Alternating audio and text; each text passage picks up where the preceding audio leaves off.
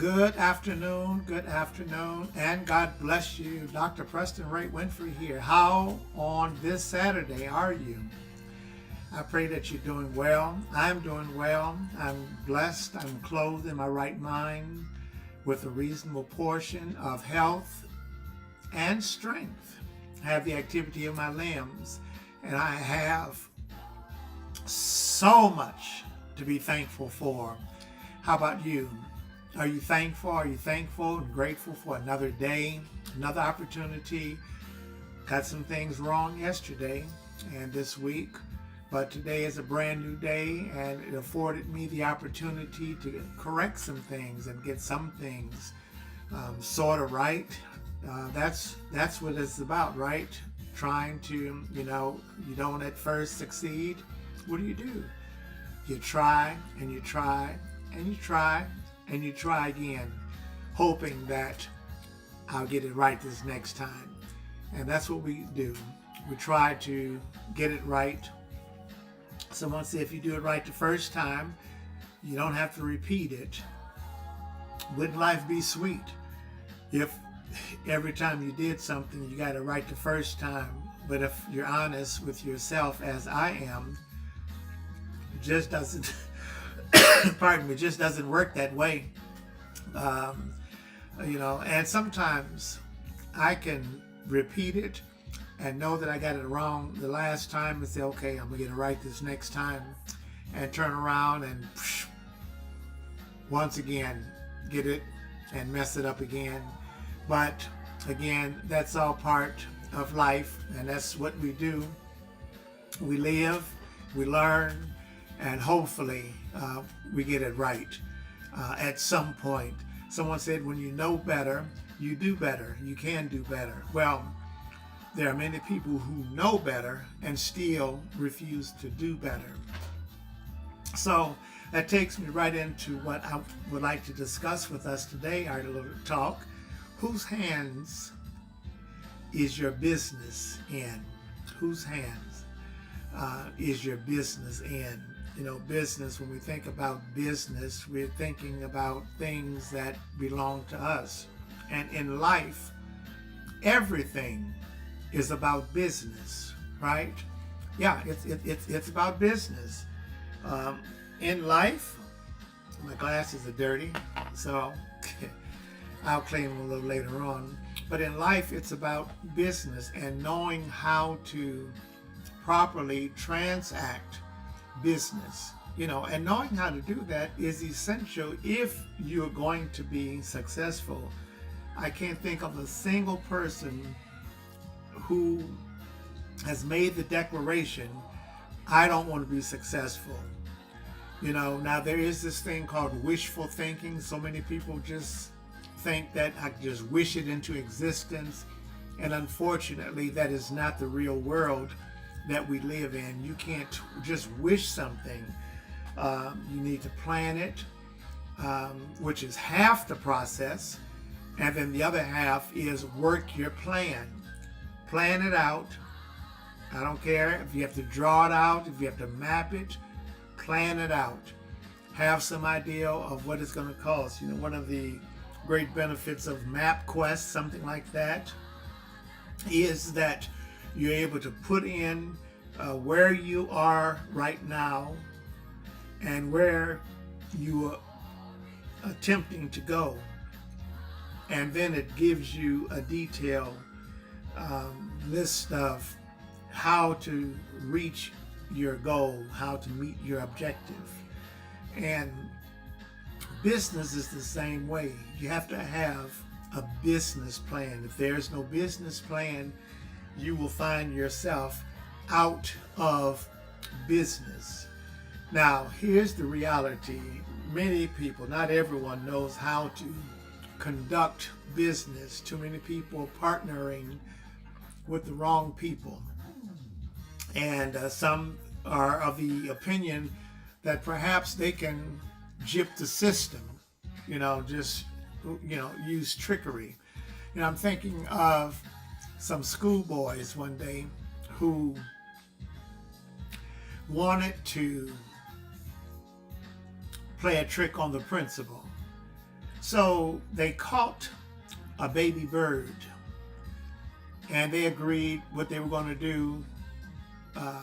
They knew how smart the principal was, but they didn't know that the principal was as smart as he or she was. And I'm just going to say he or she, so that no one is offended, So little boys go and they say, "Hey, principal, what is it?"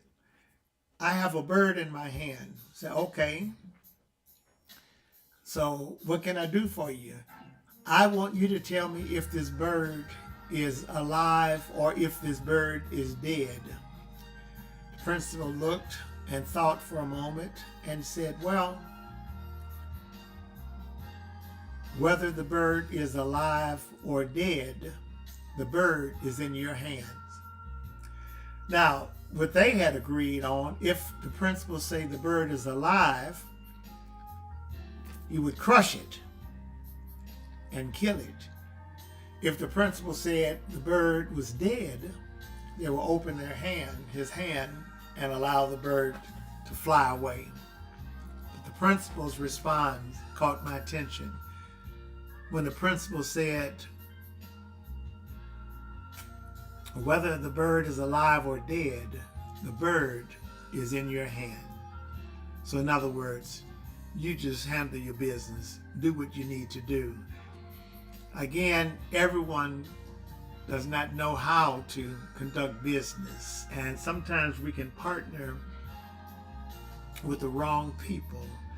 How many business ordeals have you entered into maybe unadvisedly, or maybe you were going on a gut feeling, or maybe you were going on the premise that this person has an honest face?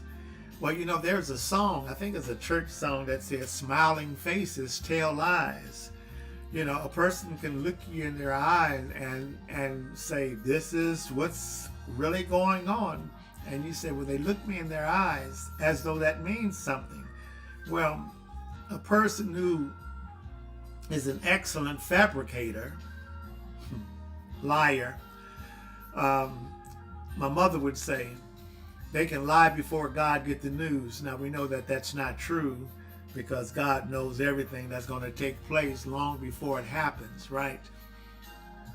But she was just saying how some people can lie so quickly and so with a straight face that the temptation on the receiving end would be to just simply accept what they're saying.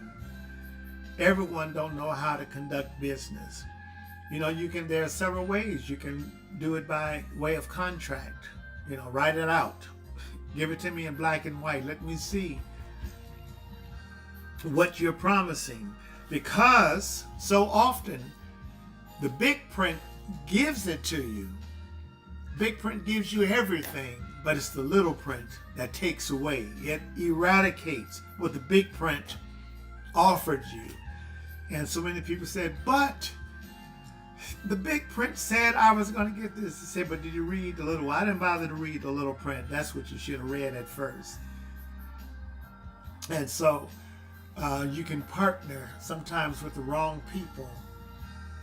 Sometimes the person who you think may be in the know of your situation, person who you may think has, have all the answers, and that they have thought it out. Not always. Sometimes they are clueless. They are just looking the part. And I'm thinking about a story of, let's just say Pookie was working for Mr. Charlie.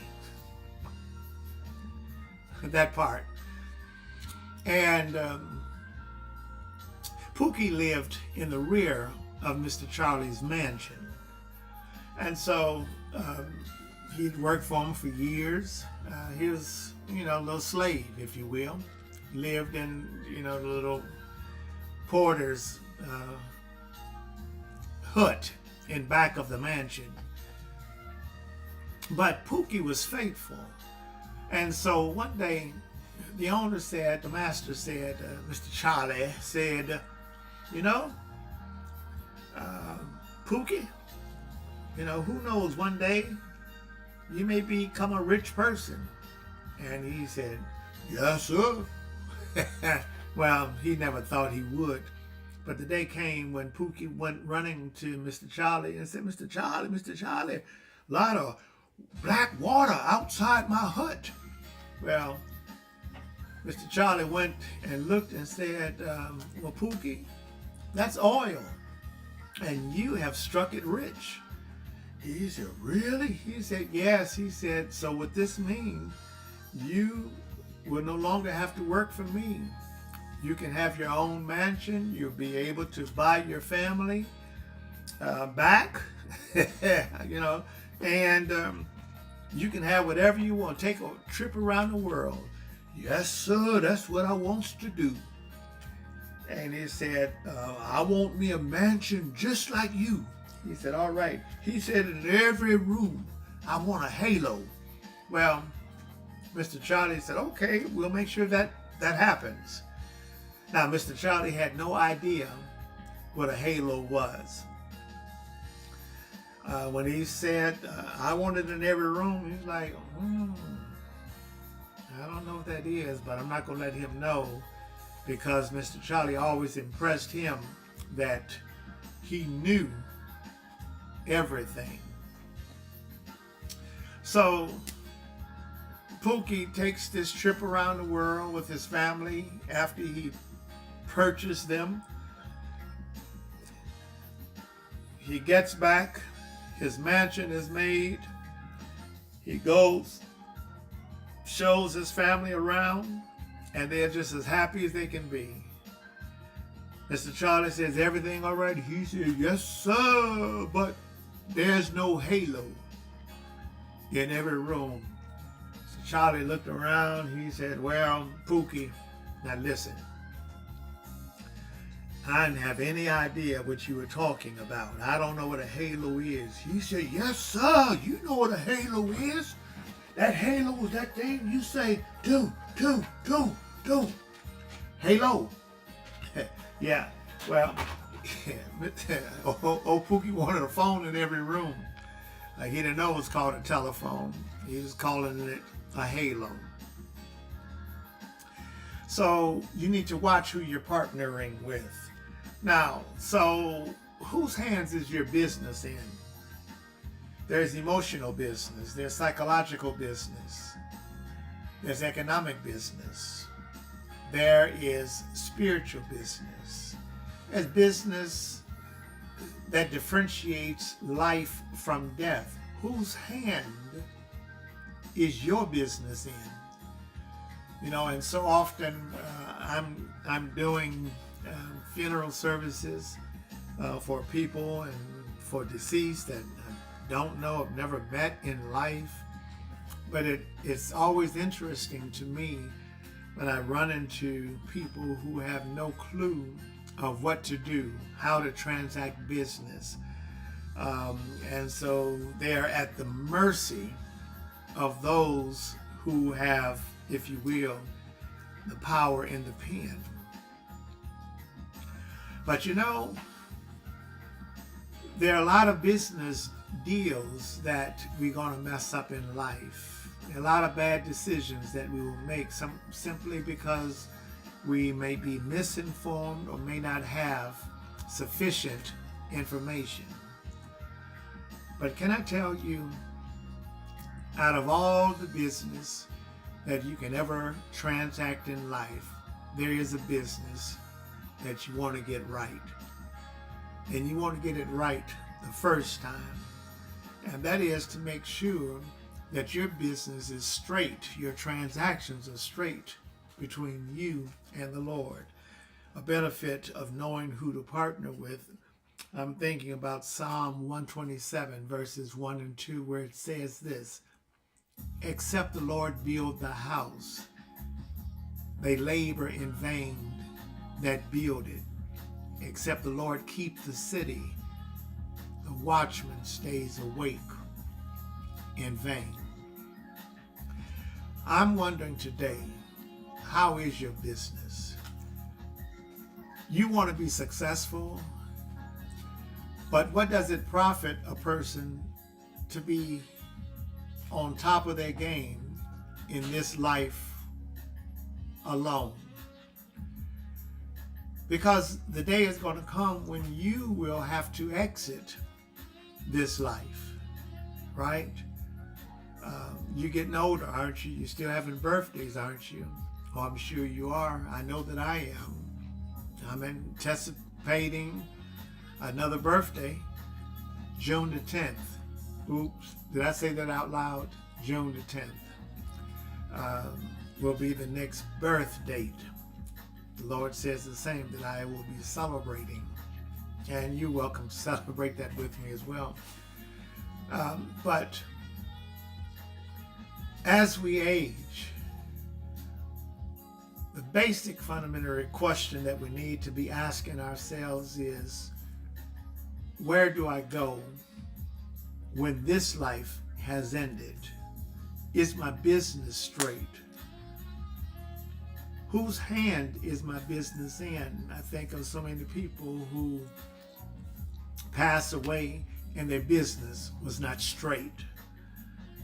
No one knows where the policies are, if there is even a policy is, and sometimes policies have been located, but they had lapsed. The coverage lapsed because of non-payment. How's your business? Who knows what to do when your life is over? Or even before your life is over, let's say you just became very ill, incapacitated, and couldn't do for yourself. Whose hands is your business in? Is there someone that you can trust? Someone that you can be very transparent with and say, hey, if this happens, make this phone call, do this, do that. Here's the key over here. Make sure your business is straight. The psalmist said the other day, I will lift up mine eyes unto the hill. And then he asked, where does my help come from? And then he answers, my help comes from the Lord, who made the heaven and the earth. So, whose hand is your business in? Where will you spend ultimately eternity? You ever thought about that? You can be successful in this life, have houses and land, riches and finery everywhere. Name can be called out by people with great status. But where will you spend eternity? Something to think about, isn't it? There's two sections, right? You do know about those two sections, smoking and non-smoking. And it's going to be up to you. You make that decision. You make it now while you're in your right mind. Are you in your right mind? Okay, let's do a test. What is this for? Where do you put this? On your neck? You put it on top of your head? Or you put it on your nose so you can see out of? There you go. If you said put it on your nose and your ears, you're in your right mind.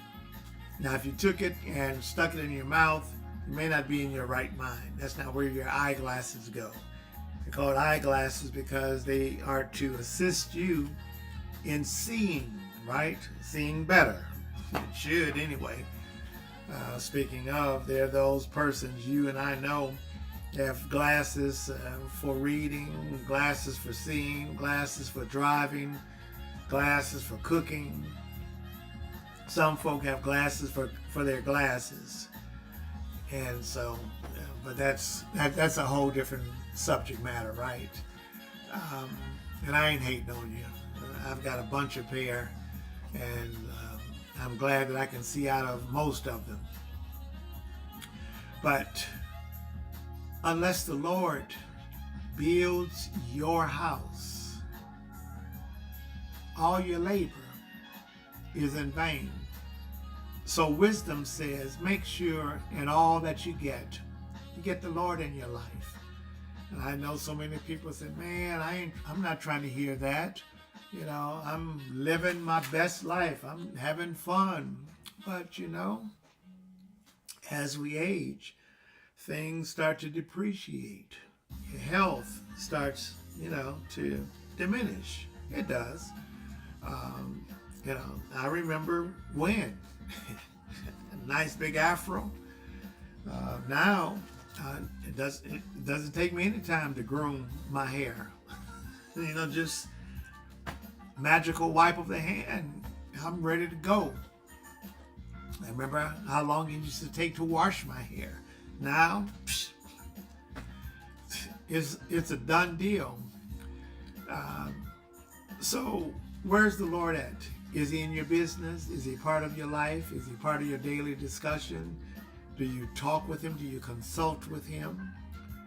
You know, there are several things I do know about him personally. I know he's a heart fixer. I know he's a mind regulator. I know that he's a way out of no way.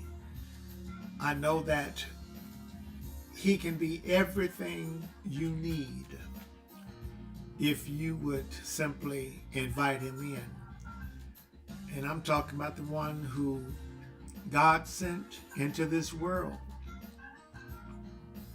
God so loved me, you, gave his only begotten Son, that whosoever believes in him would not perish, be utterly destroyed, but will have eternal life. Can you just imagine that?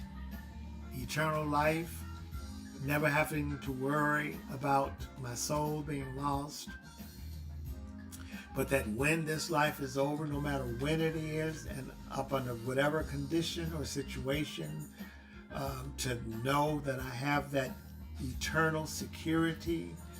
You know, there are people who have a bunch of insurance policies, but do you have the assurance policy?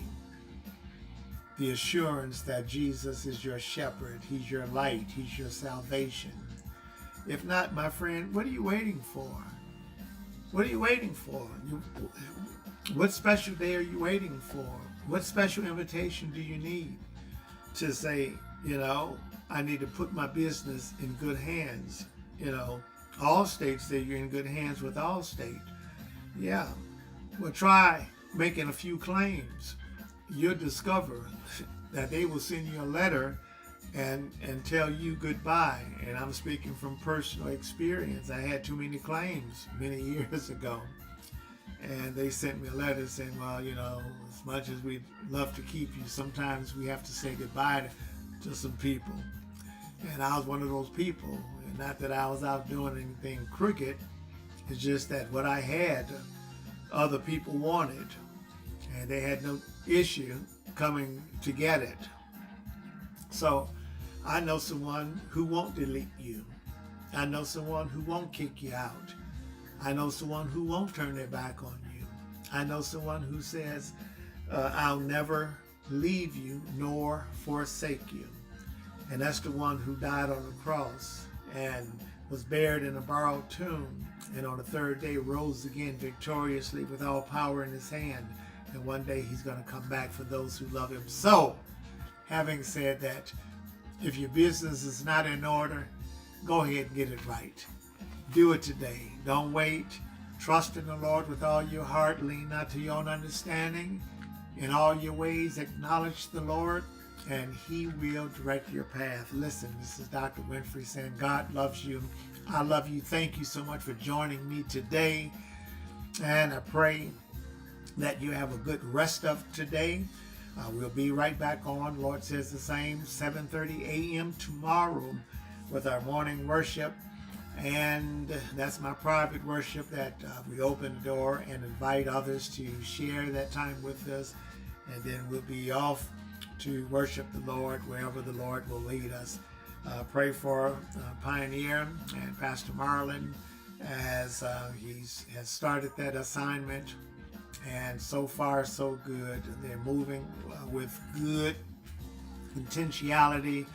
And we know that the Lord on their side, they can't help but make it.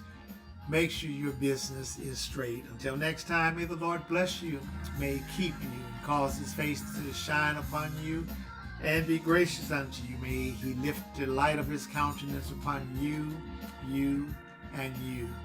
and grant you His peace. Alrighty, I love you. Have a good one.